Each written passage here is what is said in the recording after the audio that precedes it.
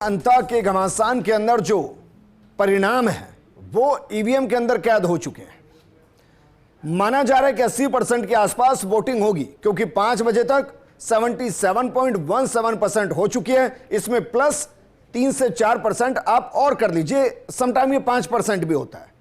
तो क्या ये वाकई में अंडर करंट है, या फिर जो ग्राउंड के ऊपर कार्यकर्ता थे वो इतने करंट को महसूस कर रहे थे कि पन्ना प्रमुख, अर्ध पन्ना प्रमुख ने लगभग सभी को पोलिंग बूथ ले जाकर मतदान करा दिया है।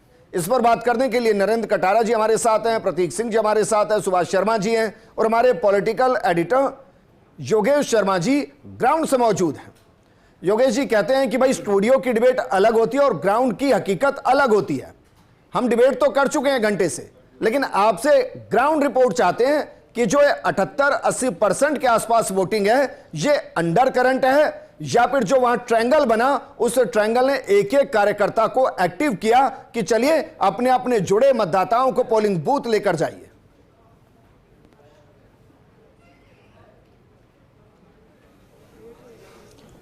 देखिए विजेंद्र, बहुत तार्किक सवाल है और इस सवाल के अंदर ही कई तरह के राज भी है। सियासी मायने अगर इस पूरे चुनाव के अगर देखें तो सबसे बड़ी बात तो पोलिंग परसेंटेज पर आ जाती है। पिछली बार भी कमोबेश 80% से कुछ ज़्यादा था, और अगर इस बार 80% से कुछ ज़्यादा पहुंचता है तो इसका साफ सा और सीधा अर्थ है कि किसी के एक के पक्ष में लहर नहीं है, किसी एक के पक्ष में अंडर करंट नहीं है। ये है 3 उम्मीदवारों का अपने अपने पक्ष में मतदान कराने के लिए लोगों को प्रेरित करना।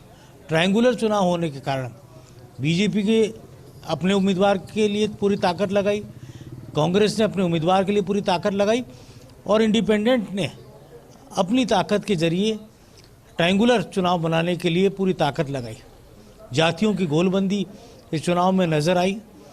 जैसा मैं सुबह से कह रहा हूँ कि धाकड़ समाज का वोट, दलित समाज का वोट, माइनॉरिटी का वोट, ये अपने आप में निर्णायक रहेगा इस पूरे के पूरे अंता विधानसभा उपचुनाव के अंदर।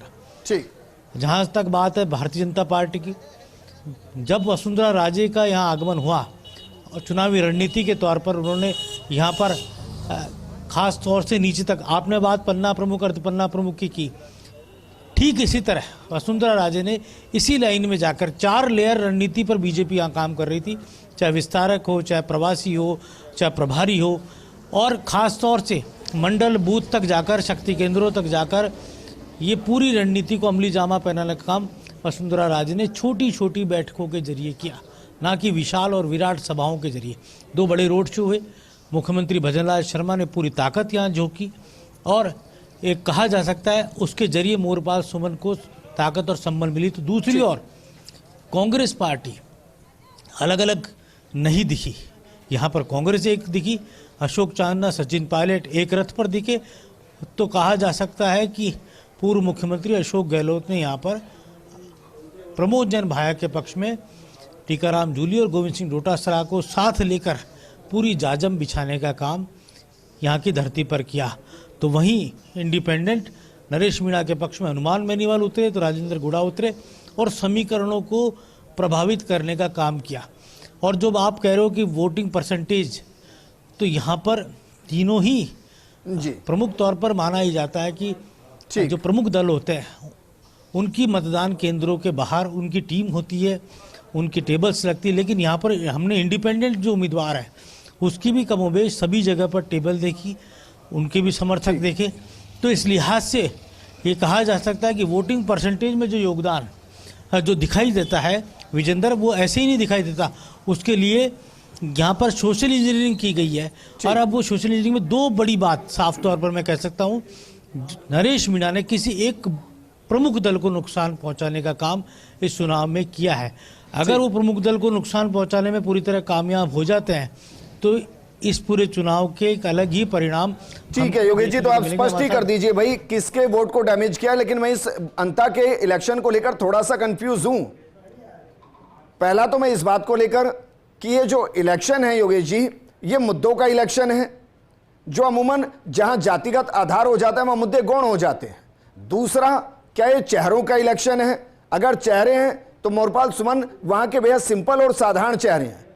तीसरा, जाति का इलेक्शन है। अगर ये जाति का इलेक्शन है तो फिर प्रमोद जैन भाया की कास्ट से वहां बहुत ज्यादा वोटर नहीं है। तो जब हम इसका विश्लेषण करें तो इसको मुद्दे के आधार पर करें, जाति के आधार पर करें, चेहरे के आधार पर करें या पार्टी के आधार पर करें।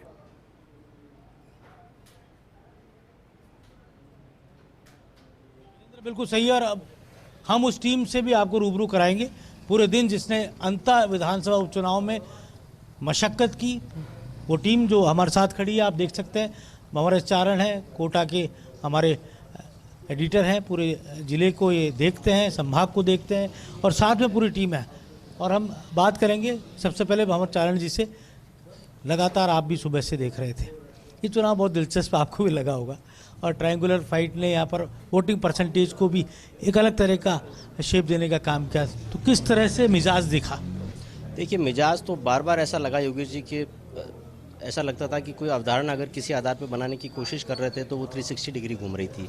अब भी जबकि सुबह से यहाँ लगातार काम कर रहे हैं और अभी मुकम्मल हो गया, करीब करीब 6 बज चुके हैं। अब मतदान केंद्रों पे भी अब करीब करीब फाटक बंद हो चुके हैं, तब भी ये समझ में नहीं आ रहा है कि ये जो वोटिंग परसेंट में स्पर्ट हुआ है या आखिर फेवर किसको कर रहा है। तो जाहिर तौर पर एक बहुत ही रोचक और रोमांचक ट्रायंगल मुकाबला है और जीत का अंतर बहुत ज़्यादा नहीं रहेगा, लेकिन नतीजे बहुत रोचक रहेंगे, इसमें कोई शक नहीं। प्रमोद जैन भाया के जो दलीय राजनीति से ऊपर उठकर जो उनके व्यापारिक संबंध है वो क्या काम आएंगे? देखिए, इस चुनाव में बहुत कुछ ऐसा योगेश जी जो नज़र आ रहा है और बहुत कुछ ऐसा है जो नज़र नहीं आ रहा है। वो मतपेटी में बंद हो चुका है, ईवीएम में बंद हो चुका है। 14 नवंबर का इंतजार करना पड़ेगा। मैंने एक बात विजेंद्र इसको भी कही है कि इंडिपेंडेंट के तौर पर नरेश मीणा ने यहाँ जिस तरह की बिछात बिछाई, हर जगह उनके टेबल भी मैंने देखे, तो दोनों प्रमुख उम्मीदवारों को और उनके वोट बैंक में थोड़ी बहुत सेंध, कहीं ज़्यादा सेंध लगाती हुई दिखेगी जब परिणाम आएंगे। आप बिल्कुल ठीक कह रहे हैं, क्योंकि ये तो तय बात है कि अगर नरेश मीणा को इस मुकाबले से अलग कर दें तो शायद प्रमोद जैन भाया ज़्यादा एज पे नज़र आएंगे। नरेश मीणा ने यहाँ आकर के चीज़ों को बदला है और बिल्कुल घुमा करके रख दिया है। अब नरेश मीणा छबड़ा में जिस तरह से उनका प्रदर्शन था, देवली उनियारा में जिस तरह का प्रदर्शन था, उनकी हसरत विधायक बनने की है, वो कितना उसमें इजाफा कर पाते हैं अपने वोटों में। लेकिन बतौर इंडिपेंडेंट उन्होंने जो करके दिखाया है यहाँ भी, उन्होंने उनको एक बड़ा नेता तो इस इलाके का बना। लेकिन वसुंधरा राजे, दुष्यंत सिंह का जो करिश्माई लीडरशिप है और वही फेस रहे इस पूरे इलेक्शन में, क्योंकि मोरपाल सुमन तो लो प्रोफाइल या कहें अनजान सा चेहरा रहे बनिस्पत प्रमोद भाया और नरेश मीणा की अगर हम तुलना करें तो। कितने ही गढ़ रह गए योगेश जी, लेकिन 12 झालावाड़ आज भी वसुंधरा राजे का अभेद्य गढ़ है और आज तक उसमें कोई सेंधमारी बाई एंड लार्ज हो नहीं पाई है। ये चुनाव एक बहुत बड़ा नया पैरामीटर सेट करेगा कि क्या वो किला अभी भी अभेद्य है या फिर उसमें कोई सुराग हो सकता है। अभी वोटिंग परसेंटेज को लेकर हम एक बहुत ज़रूरी बात कर लेते हैं। किस तरह से भी लास्ट आप देख रहे थे, तो क्या इजाफा होगा और कितना पहुंचेगा, और पिछली बार अंत को लेकर किस तरह का परसेंटेज था? जिस तरह यहाँ पे चुनाव हुआ है सर, पिछली बार जो वोटिंग का परसेंट था वो 80.33% था, लेकिन जब 5 बजे का जो हमारे पास जो रिपोर्ट आया है वो 77.17 रिपोर्ट है। ये जो वोटिंग परसेंट का इजाफा ये कह रहा है कि युवाओं ने बढ़ चढ़कर इसमें भाग लिया है। उसके लिए नरेश मीणा भी एक बड़ी भूमिका निभाई है। नरेश मीणा के साथ कभी युवाओं की टीम लगी है, युवा मतदाता में भी काफ़ी उत्साह देखा गया है। लेकिन हमने महिलाओं को भी बड़ी संख्या में देखा, तो क्या हम भी मान लें कि वसुंधरा राजे या मदनलाल सरकार की महिलाओं की लेकर नीतियाँ, कई तरह की बातें दिखती है, या महंगाई पर जिस तरह से थोड़ी सी लगाम लगी है उसका असर?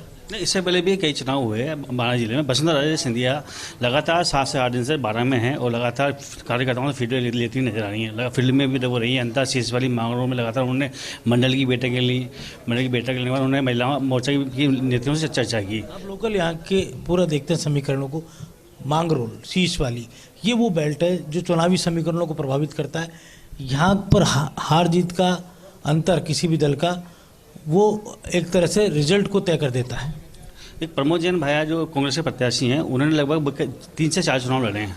उनका जो हार जीत का मार्जिन था वो लगातार बढ़ा है। एक चुनाव तो वो 35,000 से जीते, दूसरा चुनाव वो 25,000 से ज़्यादा से जीते, लेकिन वो जब 2 चुनाव हारे, जो प्रबला सिंह से चुनाव हारे वो 3399 वोट से चुनाव हारे, कंवरलाल मीणा से चुनाव हारे वो काफ़ी कम मार्जिन था, 5,500 वोट से चुनाव हारे। तो ये देखा ये देखिए, ये चुनाव जो है ये त्रिकोणीय मुकाबला है, लेकिन इसमें कुछ कहा नहीं जा सकता। वोटिंग को लेकर अभी भी हम अगर कैलकुलेशन करें, क्योंकि 6 बज चुके हैं, और उसको विश्लेषणात्मक तौर पर अगर हम एक ग्राउंड रिपोर्ट को देखें मीणा मतदाता कंवरलाल मीणा के साथ के पिछली बार बीजेपी ने वहाँ पूरी तरह कांग्रेस के वोट बैंक में सेंध लगाई, लेकिन यहाँ के जनसंघ बीजेपी में के प्रति झुकाव सा रहा है मीणा मतदाताओं का। अगर नरेश मीणा के साथ मीणा मतदाताओं का एक बल्क जाता है और साथ में दलित और कांग्रेस के मुस्लिम वोट बैंक में भी अगर सेंध लगती है तो क्या परिणाम पूरी तरह ऊपर नीचे हो सकता है? बिल्कुल, देखिए परिणाम तो ऊपर नीचे बिल्कुल हो सकता है, और अभी भी हम जिस अनिश्चय की स्थिति में खड़े हैं उसकी वजह नरेश मीणा ही है। ये जो स्पर्ट 5-7-8% का वोटिंग परसेंट में आ रहा है योगेश जी, ये स्पर्ट नरेश मीणा लेकर आए, ये तो निर्विवाद रूप से कहा जा सकता है। लेकिन अब सब कुछ ईवीएम में बंद हो चुका है। और आप जो सवाल मुझसे पूछ रहे थे कि जो प्रमोद भाया के व्यापारिक रिश्ते हैं वो उनके काम आएंगे या नहीं आएंगे, तो अगर नतीजा उनके विपरीत रहता है तो काम नहीं आए हैं, और अगर नतीजा उनके पक्ष में चला जाता है तो फिर वही रिश्ते हैं जो उनको विदाई। इसमें सवाल ये भी खड़ा होता है कि पूर्व मुख्यमंत्री अशोक गहलोत की मौजूदगी, अशोक चांदना, सचिन पायलट की मौजूदगी, क्या वो अपने सामाजिक वर्ग के बीच में भी क्या वो प्रमोद भाया की मदद कर पाएगी?